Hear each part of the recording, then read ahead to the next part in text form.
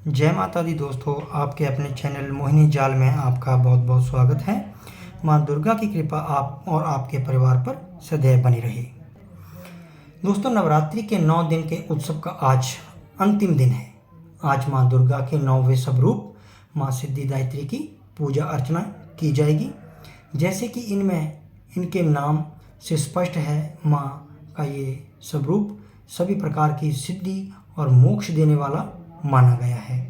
माँ सिद्धिदात्री की पूजा ऋषि मुनि, साधक, यक्ष, किन्नर, देवता, दानव और गृहस्थ आश्रम में जीवन यापन करने वाले पूजा करते हैं। दोस्तों, पूजा करने से व्यक्ति को यश, धन और बल की प्राप्ति होती है।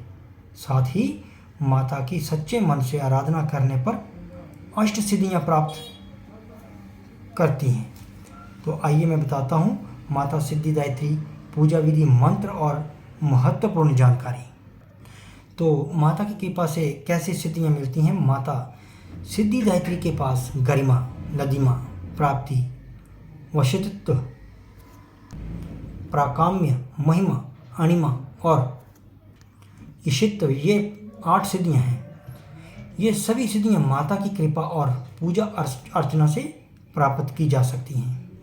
तो दोस्तों, शास्त्रों में बताया गया है कि माता की कृपा से ही सभी देवी देवताओं को सिद्धियां प्राप्त हुई हैं।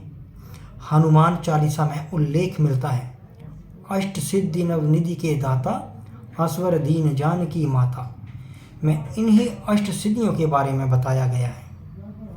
जहाँ तक कि भगवान शिव ने भी माता की तपस्या करके इन सिद्धियों को प्राप्त किया था। और माता की कृपा से ही महादेव अर्धनारीश्वर कहलाए।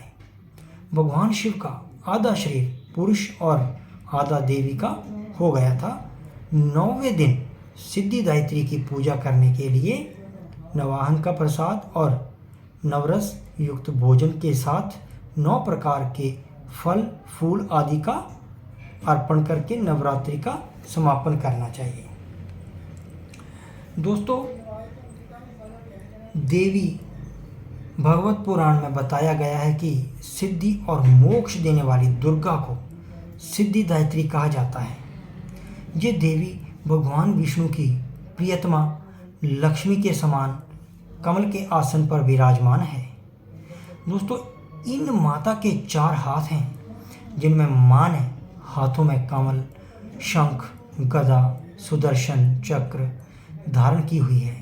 सिद्धिदात्री देवी सरस्वती का भी स्वरूप है और उन्हीं की तरह श्वेत वस्त्र धारण किए हुए हैं और मधुर स्वर में अपने भक्तों पर कृपा बनाए हुए हैं। तो दोस्तों, माँ सिद्धिदात्री जी की पूजा कैसे करें।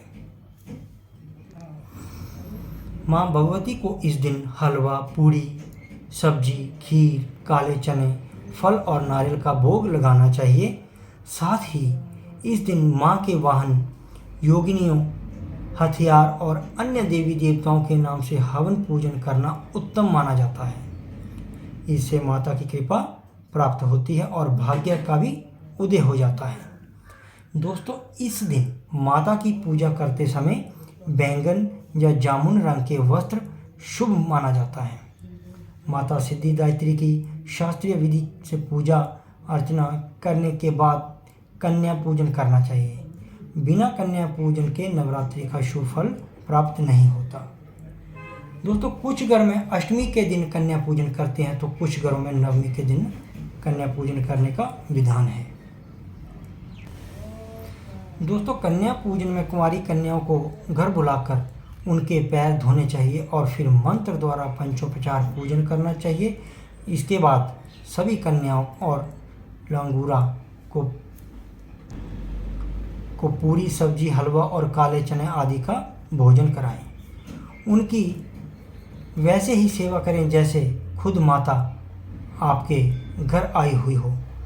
कन्याओं के साथ एक बालक को भी भोजन करवाना चाहिए।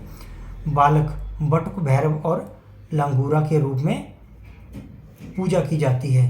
देवी की रक्षा और सेवा के लिए भगवान शिव ने हर शक्तिपीठ के साथ साथ एक भैरव को भी रखा हुआ है। इसलिए कन्या पूजन में एक बालक का होना भी जरूरी है। भोजन के बाद रोली और चावल चढ़ाएं और फिर दक्षिणा दें। इसके बाद सभी कन्याओं और लंगूरा के चरण स्पर्श करके आशीर्वाद लें। जो भी वक्त कन्या पूजन करके नवरात्रि का समापन करते हैं उनको धर्म, अर्थ, काम और मोक्ष की प्राप्ति होती है और सभी सुखों को प्राप्त करता है। तो दोस्तों, अगर आप भी माँ की कृपा के पात्र बनना चाहते हैं तो माँ दुर्गा जी के मंत्रों का उच्चारण करें, माँ भगवती जी का पूजा पाठ करें। इसी कामना के साथ जय माता दी।